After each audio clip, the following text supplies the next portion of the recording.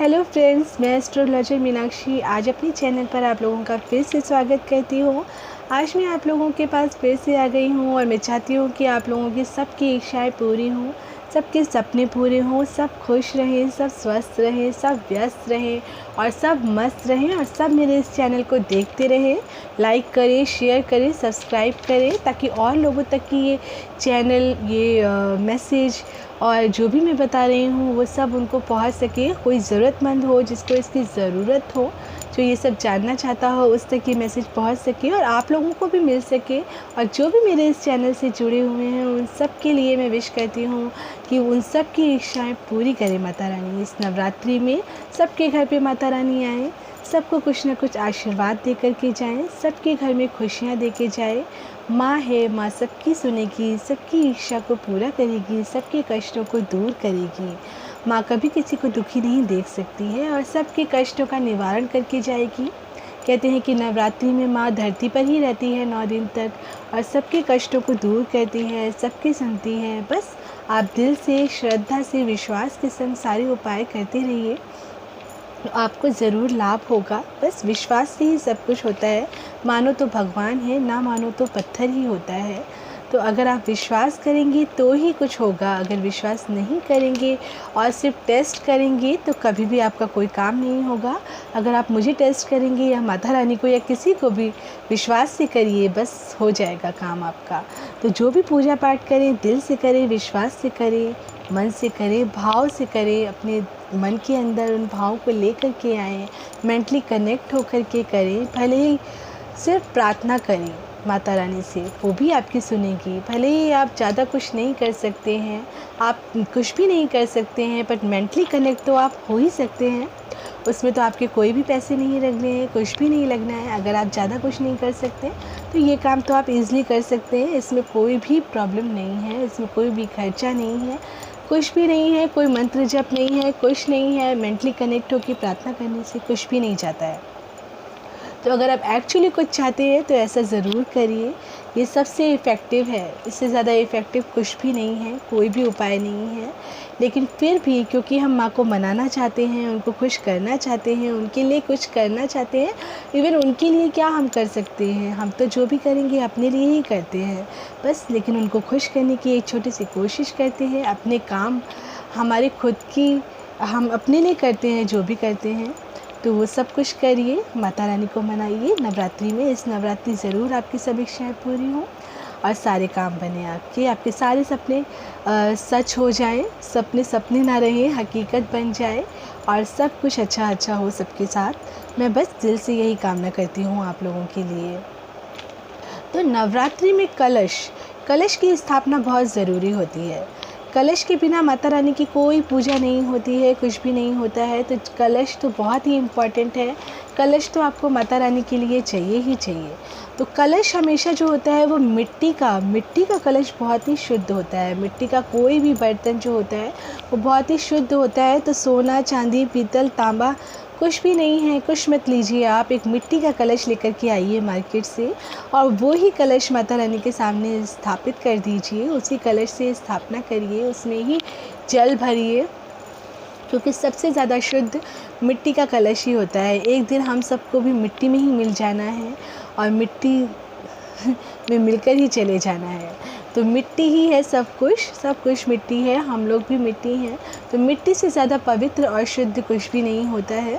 तो मिट्टी का एक कलश लीजिए और मिट्टी के कलश से ही स्थापना करिए। और जो आपके पास नीचे जिसमें आप जॉब होते हैं वो भी आप मिट्टी का ही एक बर्तन ले लीजिए। मार्केट में ईज़िली अवेलेबल हो जाता है मिट्टी का बर्तन। तो वो आप मिट्टी का ले आइए छोटा सा, जिसमें कि हम पक्षियों को और जल देते हैं, उन्हें खाना डालते हैं। वो ही एक मिट्टी का आपको लेना है जिसमें आपको जौ भी बोनी है।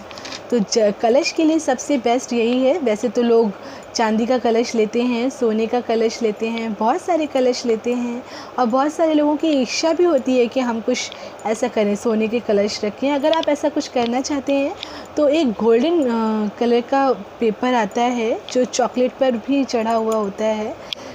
उस तरीके का एक ले आए पेपर और उसको मिट्टी के कलश पर गोल्डन सा बना लीजिए, उसे चढ़ा दीजिए उसके ऊपर। तो वो भी आपका एक गोल्डन कलश तैयार हो जाएगा। गोल्ड का कलश हो जाएगा, सोने का कलश हो जाएगा। तो उसको भी आप रख सकते हैं माता रानी की पूजा में, उस कलश को भी स्थापित कर सकते हैं। और मेरे हिसाब से तो सबसे बेस्ट है कि मिट्टी का ही कलश आप लीजिए और उस कलश में जल भर लीजिए अपनी रसोई का, या अगर आपके पास कोई नदी का कलश जल अवेलेबल है, आपके पास है, आपके घर के पास कहीं नदी है, और नहीं तो फिर आप जो रसोई से एक साफ़ जो आपके यहाँ पानी आता है उसको आप ले लीजिए, उस जल को कलश में डाल दीजिए, उसमें थोड़ा सा गंगा जल मिला दीजिए और गंगा जल के संग वो कलश आप रख लीजिए। पानी भरें और गंगा जल डाल दें और कलश में फूल डालें। आपको जो कलश है उसके अंदर थोड़े से फूल डालने हैं। अगर आपको फूल नहीं मिलते हैं तो फिर तो कोई बात ही नहीं है, लेकिन अगर आपको फूल मिल जाते हैं तो आप उन फूलों को ज़रूर डालें, क्योंकि उस फूलों को डालने से आपके घर में खुशियाँ आ जाएंगी, खुशियों से आपका घर महक जाएगा। जिस तरह से फूल महकते रहते हैं उसी तरह से आपका घर भी खुशियों से महक जाएगा। तो फूल कलश में ज़रूर डालें, जिससे कि आपके घर में बहुत सारी खुशियों का वास हो और आपके घर में बहुत सारी खुशियाँ आएँ। और कलश में आप चावल भी डाल सकते हैं, बशर्ते कि चावल पीले होने चाहिए। चावलों को आप हल्दी से एक दिन पहले पीला कर लें और उसके बाद उन पीले चावलों को कलश में डाल दें। जब चावल पीले रंग में हो जाए उसको अच्छे से सुखा लीजिए, पीले रंग में रंग लीजिए और उसके बाद उसको जल में डाल दीजिए। इससे आपको मान सम्मान की प्राप्ति होगी। अगर आपकी सरकारी नौकरी नहीं लग रही है और आप सरकारी नौकरी के लिए ट्राई कर रहे हैं तो आपकी सरकारी नौकरी भी लग सकती है और आपके घर में बहुत सारी खुशियों का वास हो सकता है। उसके और अगर आप डालना चाहते हैं तो उसमें एक चांदी का सिक्का भी डाल सकते हैं। जो भी यूज़ चाहिए आपको उस हिसाब से आप कलश में जो जो डालते जाएंगे डालते रहिए। चांदी का सिक्का डालिए, या इससे आपको घर की प्राप्ति होगी। आपके पास अगर घर नहीं है तो चांदी का सिक्का डालिए, आपको घर मिल जाएगा। या फिर आपके घर में ही रिनोवेट होगा, या आपका घर में अगर लड़ाई झगड़े होते हैं तो वो घर में लड़ाई झगड़े होना बंद हो जाएंगे, आपके घर में भी सब प्यार मोहब्बत से रहने लग जाएंगे। तो आप चांदी के सिक्के को ज़रूर डालिए। सोने का सिक्का अगर आप डालते हैं तो धन का लाभ होता है।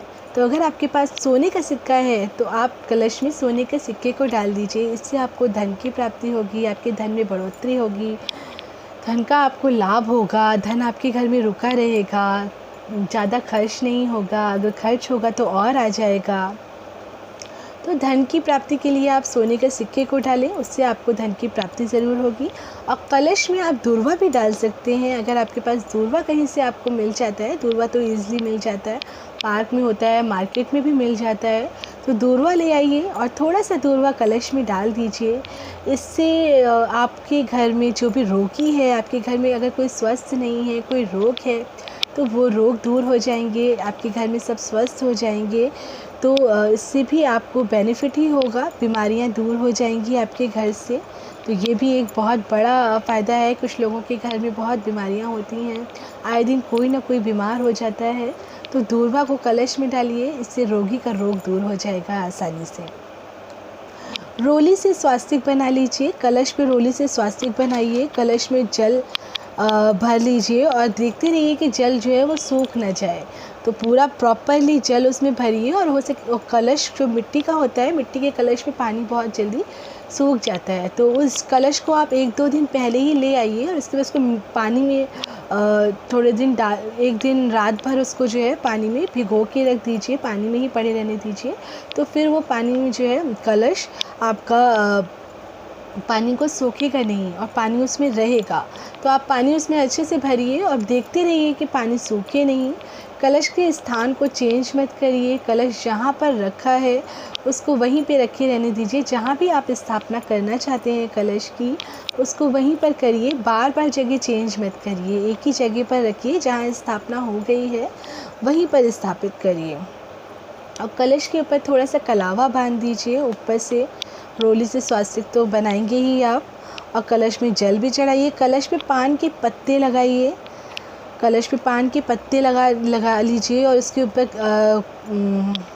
कलश में आप अशोक के पत्ते भी डाल सकते हैं। अशोक के पत्ते कलश में डाल दीजिए। अगर आपके विवाह में कोई परेशानी है, अगर आपके कोई लड़ाई झगड़े हैं आपके हस्बैंड से, तो आप उस कलश में अशोक के पत्ते लगाएंगे तो आपकी विवाह की जो भी परेशानियां हैं वो दूर हो जाएंगी। कलश जब 9 दिनों के बाद आप उठाएं तो पूरे घर में उसके जल का छिड़काव करें। अगर आप कहीं फैक्ट्री है, दुकान है, कोई आपका व्यापार है, आप घर पर हैं, जहाँ पर भी आपने कलश स्थापना की है वहाँ पे पूरी तरह से हर जगह पर आपको ये जल का छिड़काव करना है। इससे आपके घर में सुख समृद्धि आएगी, पूरा घर आपका स्वच्छ हो जाएगा, पवित्र हो जाएगा।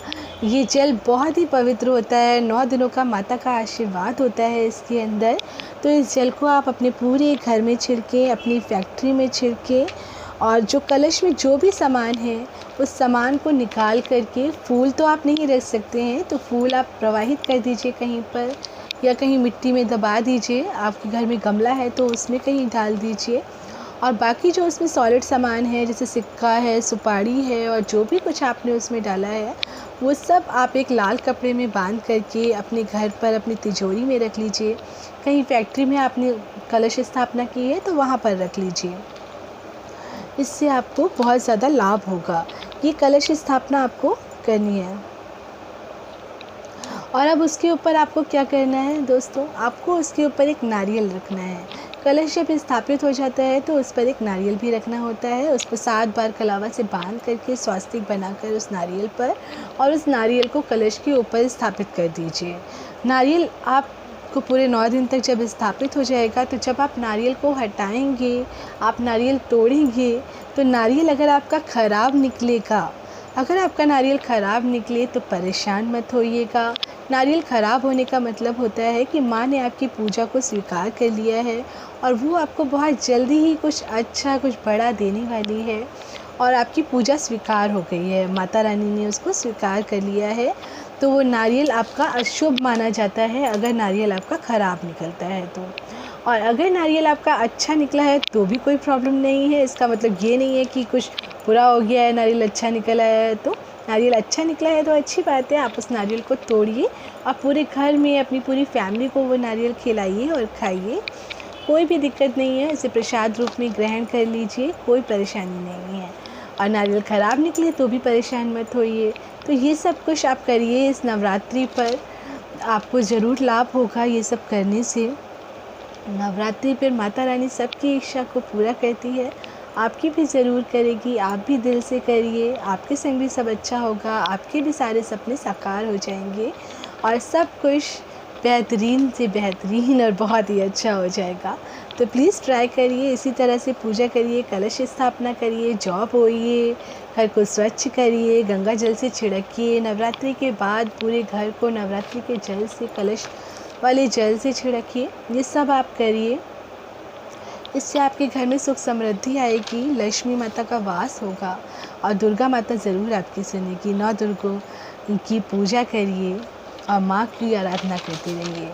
बस यही आज मैं यहीं पे ख़त्म कर रही हूँ। फिर नेक्स्ट वीडियो में आप लोगों को मिलूँगी और आगे भी मिलती रहूँगी। तो प्लीज़ मेरे इस चैनल को शेयर, लाइक और सब्सक्राइब ज़रूर करिए ताकि मेरे नोटिफिकेशंस आप तक पहुँच सके और जिसको इसकी ज़रूरत है उस तक ये पहुँच सके। तो प्लीज़ इसको शेयर ज़रूर करिए और मेरे साथ कनेक्टेड रहिए, मुझसे मेरी वीडियो को देखते रहिए।